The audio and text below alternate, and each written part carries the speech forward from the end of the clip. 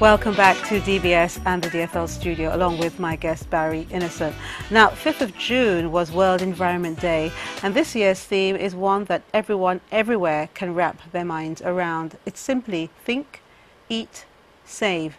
The think part of the equation is calling attention to something that may seem like no big deal to those who can order large portions which they don't finish in restaurants, or whose refrigerators contain enough so that some items get forgotten or spoiled. Now that happens quite a lot.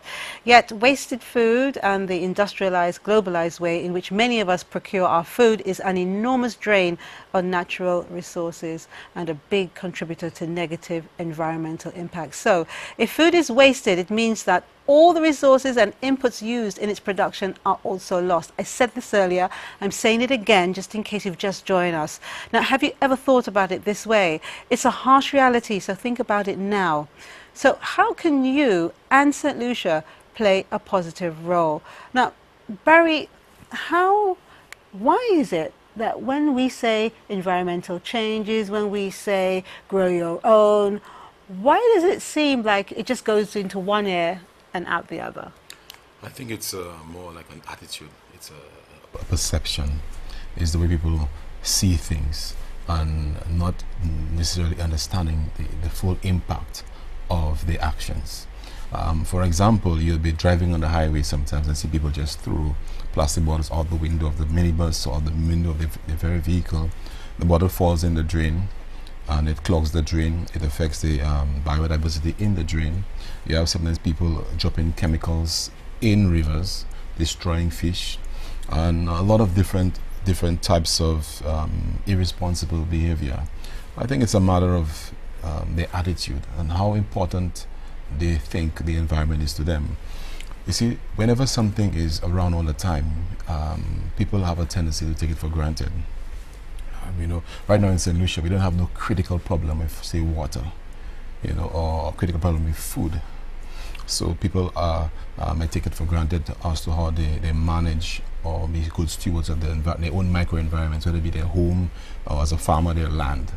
Because if it was so, like what's happening in Africa, where there are severe droughts and no water, and people have to walk miles, hundreds of miles to get water, sometimes putting their life at risk with lions and other predatory animals.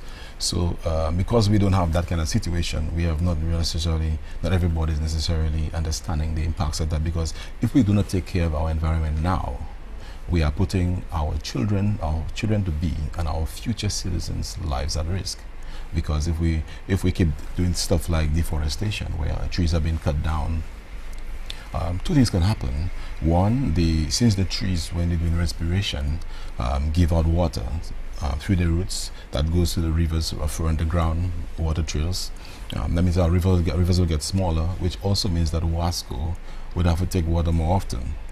You know, people are not thinking of that. You know, the more trees we destroy, the more it affects the precipitation, the more it affects the size of our rivers, and the more it affects Wasco's ability to supply water to everybody.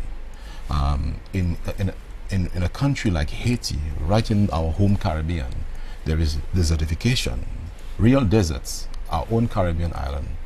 Why? Because there was so much deforestation going on. People are cutting down trees to make holes. And right now, Haiti is the only Caribbean country with severe desertification. Now, saying that we don't want to get there. We have to take good cognizance to how we manage our environment. But what would you say to someone who says, but I'm only one person, so if I throw something into the river, it just, you know, that's not going to do anything to St. Lucia. St. Lucia's population, you know, is nowhere near, you know, the rest of the world in terms of the big, true. you know, countries that we're That's talking true. about, you know, the Asias and so on and so forth. That's true. So how do we combat when people have that attitude when I'll just throw the bottle out of the car or something? I will tell them, if everybody has that attitude, what will happen? If every St. Lucian had the attitude where they are not so concerned about the environment, what would happen to St. Lucia? We will become a desert in no time. Our children would have nothing to play in. We would have to be importing a lot of our food, which means our food import will rise up, and we'll be found in a lot of trouble. There are countries out there that have a lot of resources, and they find themselves in a lot of trouble because of the way they manage their own environment. The other thing I would tell them is that your environment affects you, right? It really affects you. So my point I want to say really is that every one of us needs to take due cognizance to how we manage our environment and how we treat our environment.